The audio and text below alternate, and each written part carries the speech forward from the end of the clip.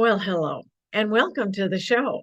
I'm Nadia Giordana, and you are watching Where Women Talk. My guest today is Stephanie Schwartz. She's an author, and her latest triumph is a romance novel in a genre that I was previously unfamiliar with. That may also be the case for you, so I won't keep you in suspense any longer. Let's go meet Stephanie and learn more. Welcome to the show, Stephanie. Thank you. I wanted to talk with you today about your upcoming novel. Well, it's just newly released, actually. And tell us the name of it and what inspired you to pick this genre or subgenre. All right. It's called the Amish Nurse series. There are 4 novels in the series. The first book is out now. Worry ends where faith begins. And the second one will be out in about 4 weeks. It's called Time Will Tell. They're all about the Amish communities that I have visited as a midwife. And I'll go back to where the idea even came from. I had been a midwife in the refugee communities in Minnesota for almost 30 years. I retired and wrote 3 birth books that have since been translated into Russian and Romanian. The publisher died. I'm looking for a new publisher. So those are out of print at this time. Then the pandemic hit, and I was laid off of work from my other job. I didn't know what I was going to do, so I went home and prayed about it and decided, okay, I have all this experience with my Amish friends. Maybe I could look into this. I found out that half of all the romance novels in America are romance. Half of all the novels in America are romance. And Amish romance is a very tiny niche within that. I was intrigued. I started picking them up at thrift stores and reading them. And my first impression was, gosh, these are awful. They don't understand, these authors don't actually understand some of the tenets of the religion. It's an Anabaptist tradition. They are related, they're like cousins, I would say, to Mennonites and Hutterites. The early Anabaptists during Luther's time were revolting against infant baptism.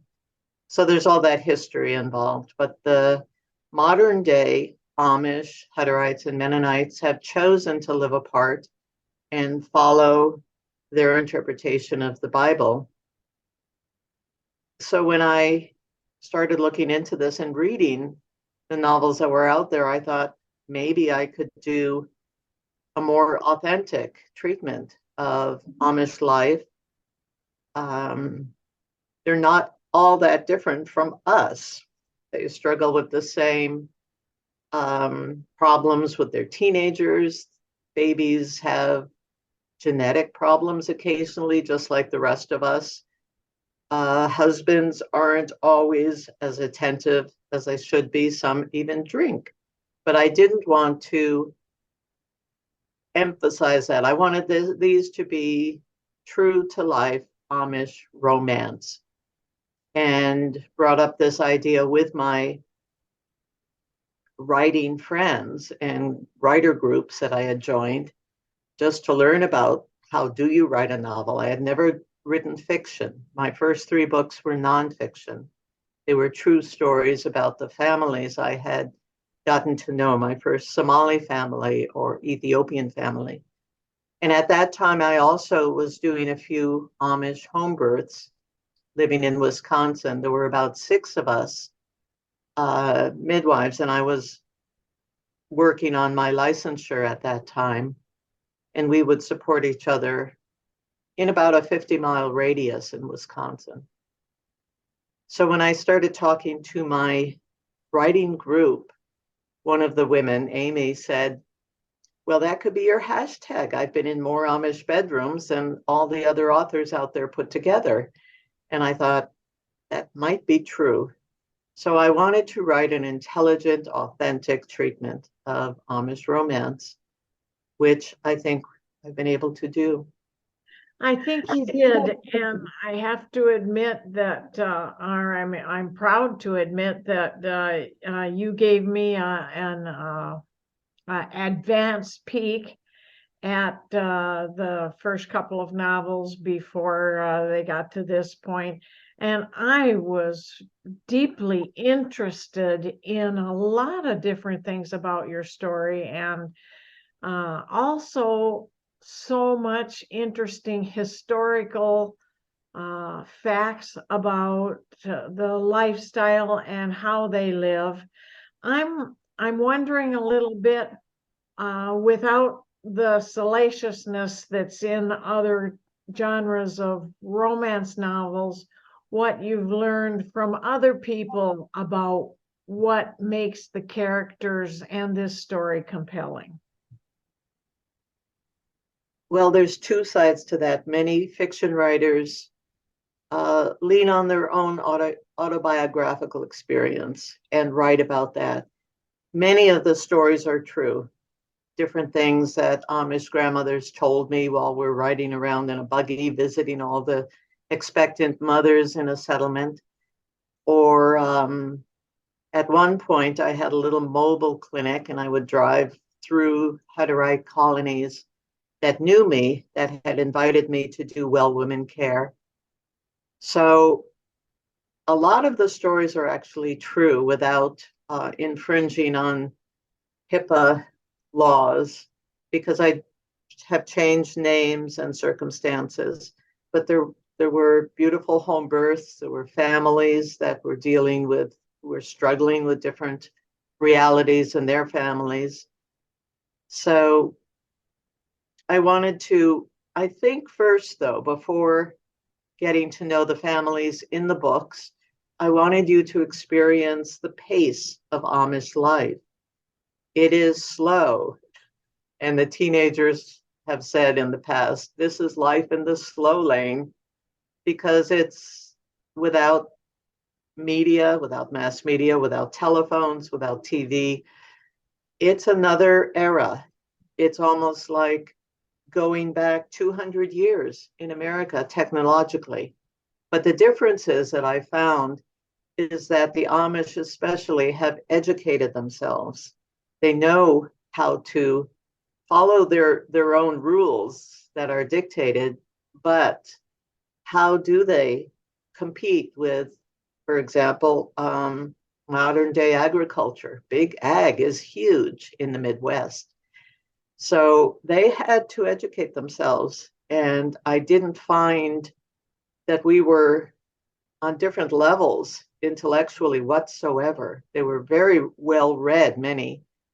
You can't generalize. There are different rules in different Amish settlements that they have chosen to adhere to, but they're not, I would say across the board, I did not meet a very simple people that didn't understand me and I couldn't understand them. And we both had questions on both sides. How much trouble did you have finding a publisher, getting publishers interested?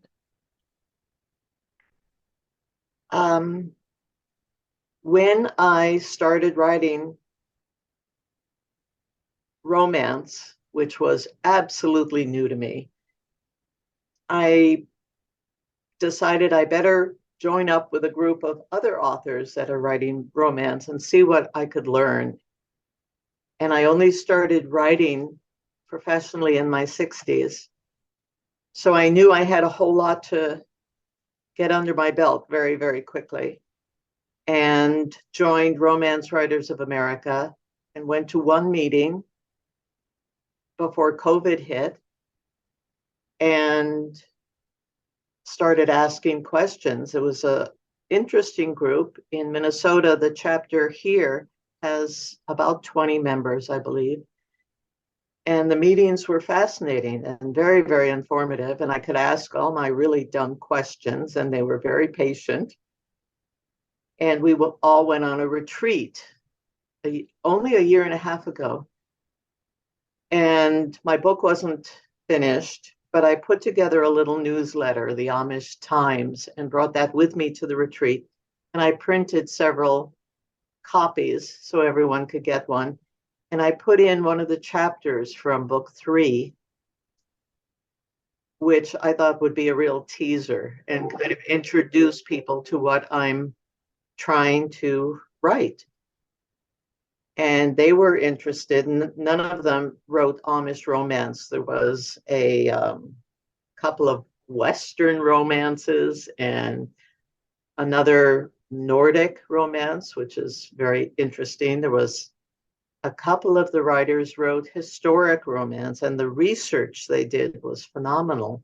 I was just in awe of what these ladies were doing. Some were paranormal, some were suspense. There was everything out there, but I was the first Amish writer of Amish. I'm not Amish. So at this retreat, one of the women is actually a publisher besides a writer. And she took this newsletter, and I got pulled aside the last day, and she said, I really want to see your stuff. It was that simple.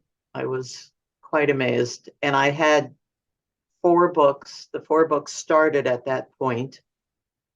And I had modeled them after the Harlequin series, which are very short, almost novellas. They're about 150 pages each, very, very easy reads. But Melange Books has an imprint called Satin Romance. And these are very clean, very enjoyable romance novels. And to qualify my books for that imprint, they would each need to be a minimum of 50,000 words. So I had to rework my 6 little novellas and flesh them out into the novels they are today. Fantastic. Before we run out of time, I'd like to make sure you let the audience know. We'll put your website up on the screen, but what else do they need to know if they want to learn more about you and your books? I have a website. We'll put that up. I have an author page, Stephanie Schwartz, all there on the book cover. There are 4 books in the series. The first one is going to leave you high and dry. You're going to want to read the second one and the third and fourth. And then there's that sums up those years. And I've begun another series, also Amish. I have the author page and the website. And if you go to Barnes & Noble or Amazon, there will be more information about ordering the books.